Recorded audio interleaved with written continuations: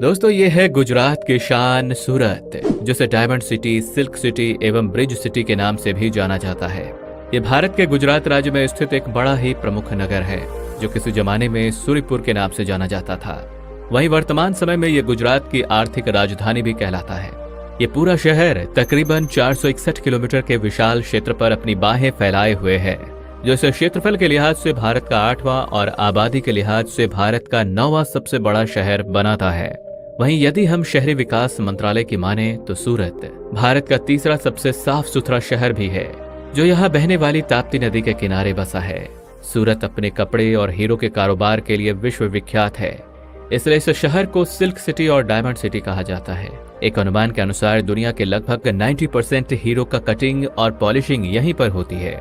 साल 2011 की जनगणना के अनुसार सूरत की आबादी लगभग 40 लाख के करीब है, जो इसे गुजरात राज्य का दूसरा सबसे बड़ा आबादी वाला शहर बनाता है।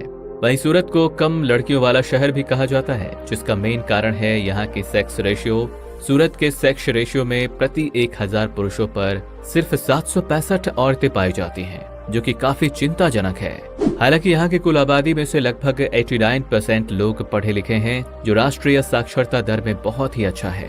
वहीं यहाँ के रहन सहन की बात करें तो यहाँ के लोग काफी खुशमिजाजी और मिलनसार होते हैं, जो रहने के लिहाज से इसे देश के कुछ बेहतरीन शहरों में शुमार करता है। और आइए अब जरा यहाँ की इकॉनमी और इंफ्रास्ट्रक्चर पर नजर डालें तो इकोनॉमी टाइम के एक स्टडी के अनुसार सूरत हर साल 11.5% की ग्रोथ रेट से आगे बढ़ रहा है, जो 2035 तक जीडीपी के लिहाज से चाइनीज शहरों को कड़ी टक्कर दे सकता है।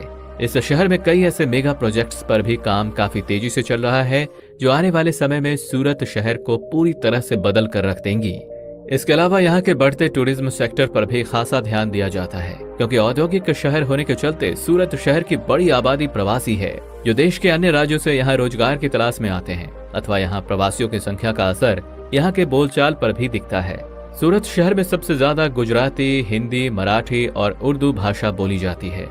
सूरत का इतिहास, जी हाँ, ऐसा कहा जाता है कि करीब 1516 ईस्वी में एक हिंदू ब्राह्मण गोपी ने इस शहर को बसाया था। उस वक्त तक इस शहर को सूर्यपुर के नाम से जाना जाता था, जिस पर आगे चलकर प्रतिहार साम्राज्य, मुगल साम्राज्य तथा अंग्रेजों ने राज्य किया। तत्कालीन वर्ष के ठीक 2 वर्ष पूर्व में पुर्तगाली यात्री दुआर्ते बारबोसा ने सूरत को एक महत्वपूर्ण बंदरगाह के रूप में चिन्हित किया था, जहाँ के समुद्री मार्ग से देश के बाहरी हिस्सों में व्यापार किया जाता था। वहीं वर्तमान काल में आवागमन की दृष्टि से देखें तो ये शहर ट्रांसपोर्टेशन के चारों पहलुओं से जुड़ा हुआ है, जिसमें सड़क, हवाई, सीपोर्ट और रेल कनेक्टिविटी शामिल है। यहाँ के प्रमुख रेलवे स्टेशन का नाम सूरत है, जिसमें कुल 4 बड़े प्लेटफॉर्म मौजूद हैं, अथवा ये railway station western railway zone के अंदर आता है, जो अहमदाबाद, वडोदरा, मुंबई मेन लाइन पर स्थित है।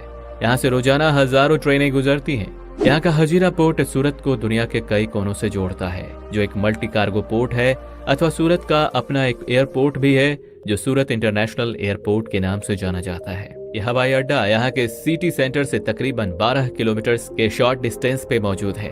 और आइए अब आखिर में इस सूरत की लजीज खान पान और यहाँ के कुछ प्रसिद्ध स्थलों के बारे में जान लेते हैं। तो यदि खाने पीने के बहुत बड़े शौकीन हैं तो सूरत शहर आपके लिए जन्नत समान है। यहाँ पर आप गुजरात के रंगीन संस्कृति का आनंद उठाते हुए यहाँ के कुछ मुंह में पानी ला देने वाले व्यंजनों का लुफ्त उठा सकते हैं। सूरत के स्ट्रीट फूड में सबसे ज्यादा लोग दही थेपला, वड़ा पाव, खमन ढोकला, स्वीट खांडवी और यहाँ के प्रमुख हांडवों को खाना पसंद करते हैं। तथा घूमने फिरने के लिहाज से आप यहाँ डच गार्डन, स्वामी नारायण मंदिर, सरदार पटेल म्यूजियम, सूरत फोर्ट, हजीरा विलेज, डुमास बीच और यहाँ के दांडी बीच जैसी जगहों पर घूम सकते हैं।